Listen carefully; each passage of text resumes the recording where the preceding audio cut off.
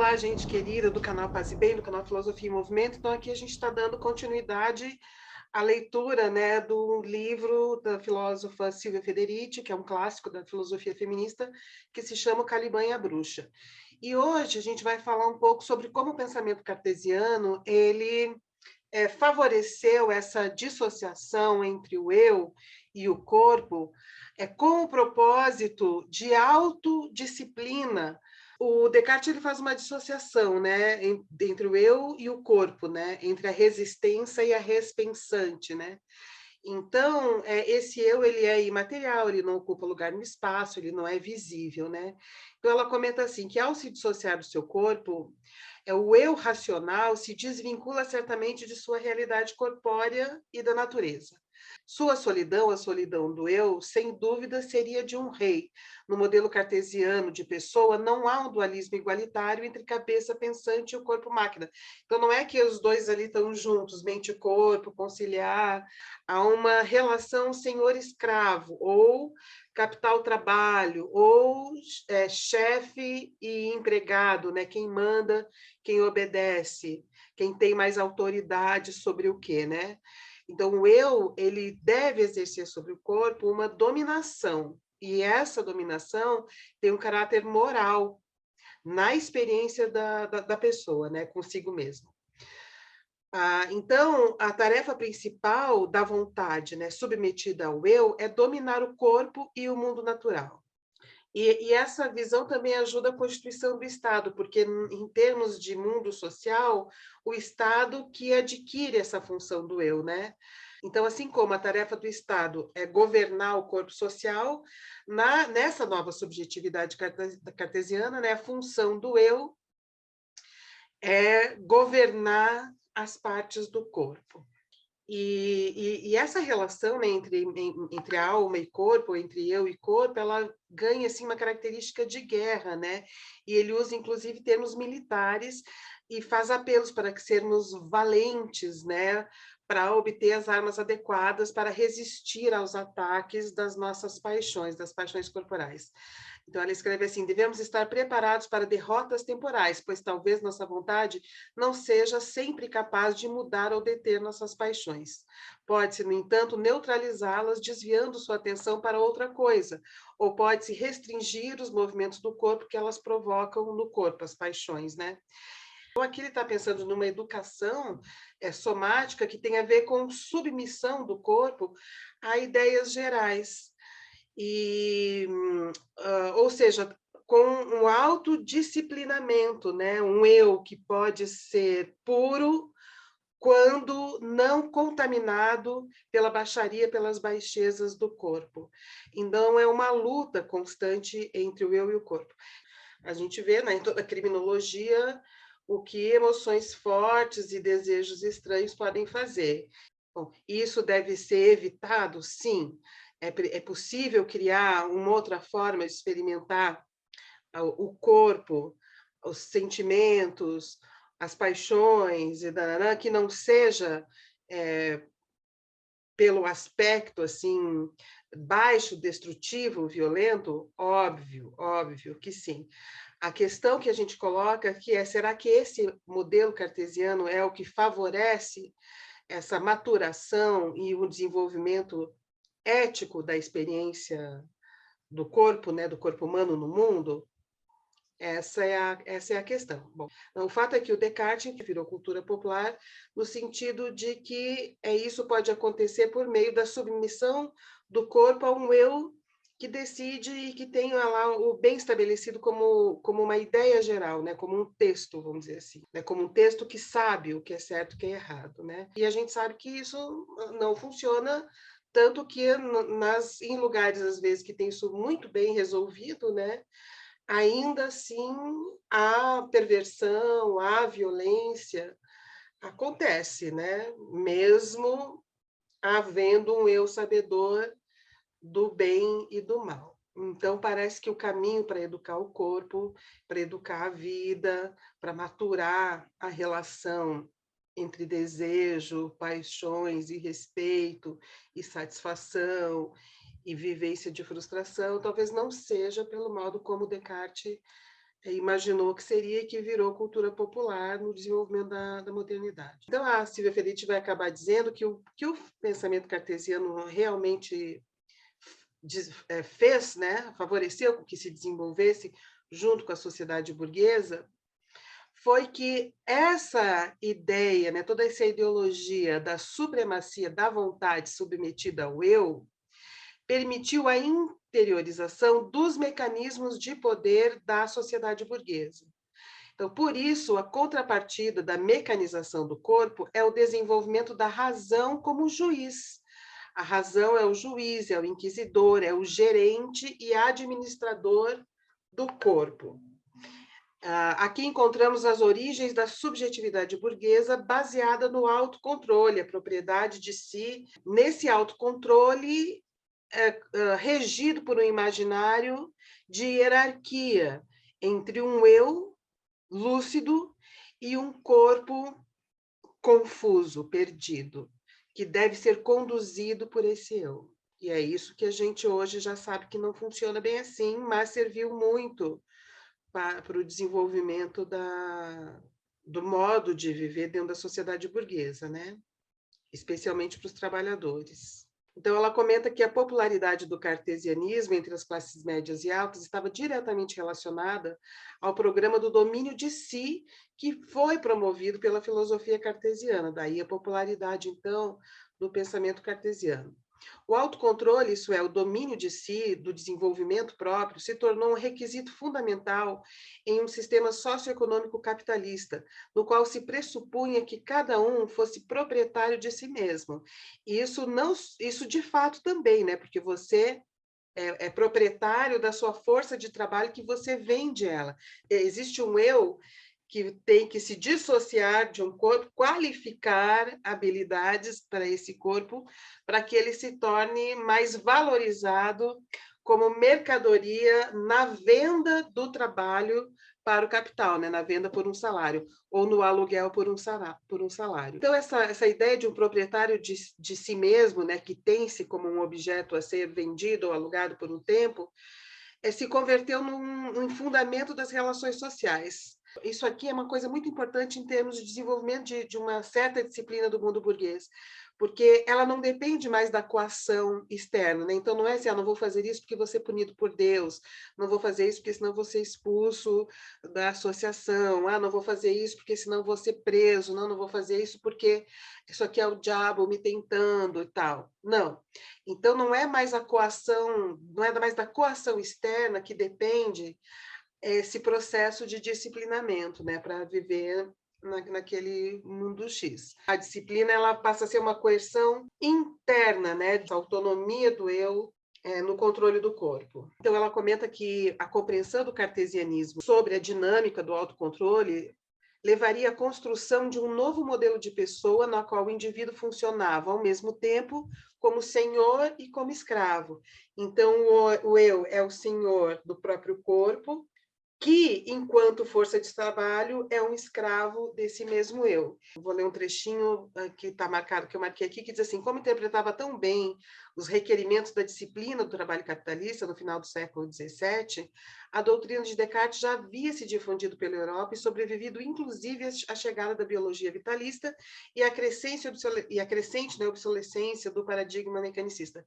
Gente, isso aqui é muito importante, porque, inclusive, hoje, né, que a gente já tem a teoria da evolução da espécie, que a gente já tem outras filosofias cuja razão concorre fortemente com a de Descartes, em que já existem teorias biológicas, neurocientíficas, neurofilosóficas tão importantes.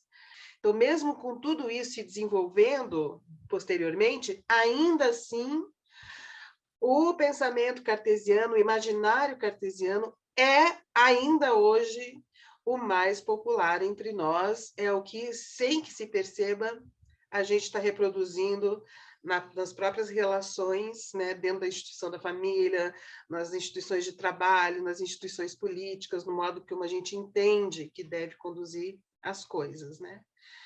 E mesmo essa ideia de conduzir as coisas já é um modo de falar cartesiano. Então, realmente, essa teoria cartesiana, o pensamento cartesiano, é muito poderoso e exige uma atenção especial quando a gente quer entender a condição humana, a relação entre mente e corpo e a natureza do espírito, né? Bom, e aí teve uma disputa intelectual lá entre o Hobbes e o Descartes. E o Hobbes ele sustentava que a humanidade, o homem é o lobo do homem, né? Que a humanidade tornada assim, deixada à vontade, vai se destruir, as paixões são muito intensas, somos muito violentos, e que é preciso um Estado muito forte, com leis muito rigorosas, para controlar o potencial destrutivo de uns contra os outros, né? Ele achava que era importante um Estado muito forte para controlar a destruição entre as pessoas.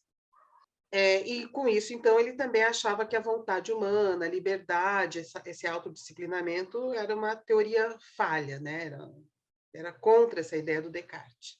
O pensamento do Descartes, ele cultivou mais essa ideia assim de um autogerenciamento, da questão da autonomia do indivíduo, dessa maturidade do autogerenciamento, que na prática, né, como um sistema ideológico prático, como o Praxis, pode conduzir para caminhos não imaginados pela disciplina burguesa, como, por exemplo, para iniciativas revolucionárias. Porque esse autocontrole, baseado numa ideia de autonomia, de uma razão forte, ela também pode servir para a crítica. Então, ela vai dizer aqui, a Silvia Federici, que o Hobbes se opôs tanto ao pensamento cartesiano por entender que nesse autodisciplinamento que havia, né, no pensamento cartesiano, muito favorável ao desenvolvimento da sociedade burguesa, havia também uma contradição, porque existia ali uma possibilidade de rebeldia, né, ou de insubordinação arriscada, né? Então, porque também cultivava uma possibilidade de insubordinação na medida em que esse eu forte tem controle sobre o próprio corpo, em que a disciplina ela é interna, em que o juízo é sobretudo de cada um, em que acredita no próprio poder do pensamento, da razão, nananá, colocando o corpo a serviço desse juízo forte, né? Tá. Então, sobre essa diferença entre o Descartes e o Hume, né? Ela cita o Alexander Ross, que diz assim, que observou o quê? O freio da consciência é o que retém os homens frente à rebelião. Não existe força exterior mais poderosa do que o freio que a própria consciência pode criar na pessoa. Não existe um juiz tão severo de o eu sobre si mesmo, nem um torturador tão cruel como uma consciência acusadora. Então, como que a sociedade burguesa vai usar essa dissociação entre o eu e o corpo para fazer desse eu um juiz interno autoacusador, que inclusive dispensa em boa parte a coerção do Estado. Então, essa interiorização desse juiz severo e desse torturador cruel. Mas daí, ao desenvolver esse pensamento, a Silvia Federici ela vai dizer que o Hobbes desconfiava desse modelo cartesiano do autocontrole, porque ele entendia que o autocontrole podia transformar-se facilmente em uma proposta subversiva. Então, ao mesmo tempo que esse juiz interno seria um repressor da rebelião, ele também poderia fazer o contrário. Ele poderia também criar, desenvolver um juízo insubordinado, com base no acesso que esse juízo pode ter à verdade e à crítica da lógica de exploração e tal. Aí ela dá como exemplo sobre isso, né, o ativismo das seitas puritanas durante a Guerra Civil Inglesa, em que o autocontrole podia transformar-se facilmente em uma proposta subversiva. Então, o que aconteceu nesse caso, né? O chamado dos puritanos a converter a gestão do comportamento próprio em consciência individual, quer dizer, a consciência individual sobre si mesmo, né? E fazer da consciência própria o juiz final da verdade, havia se radicalizado nas mãos dos sectários para se converter em uma recusa anárquica da autoridade estabelecida. Então, se eu mesmo sou capaz de avaliar a situação, por que me submeterei a uma autoridade? Né? Essa é a questão. Então, esse seria o potencial subversivo do desenvolvimento desse eu forte, dessa subjetividade forte. Então, acabou que muitos pregadores, né, dessa luz da consciência acabaram se opondo à legislação do Estado e da propriedade privada. E aí, então, que ela acha que quando Hobbes é tão anticartesiano, né, no sentido de que faz uma crítica, esse é chamado à razão, é porque ele entende que o pensamento cartesiano é uma arma, né, é uma arma que tem dois gumes, é uma faca de dois gumes, né, afiada dos dois lados. E contra isso, então, ele diz, não, o Estado é que tem que ser coercitivo, não podemos depender desse apelo à consciência, a esse eu consciente com uma razão poderosa. Bom, gente, então, hoje é isso, né? Pensem nisso, pensem nessa ideia, né?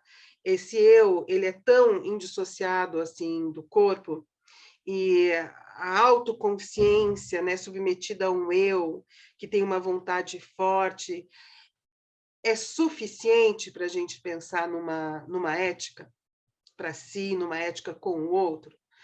Isso é uma questão.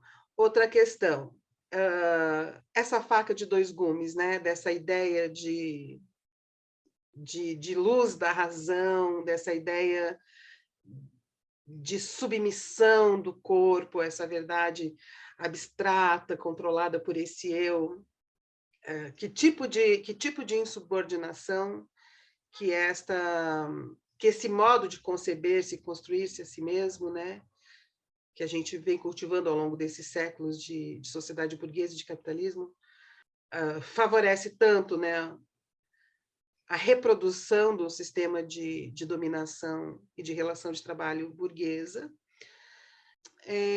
e também favorece algum tipo de insubordinação quando se pode, por meio dessa autossuficiência da razão, questionar aspectos da lei, pensar em termos de igualdade, enfim, favorece algum processo civilizatório dentro do próprio capitalismo.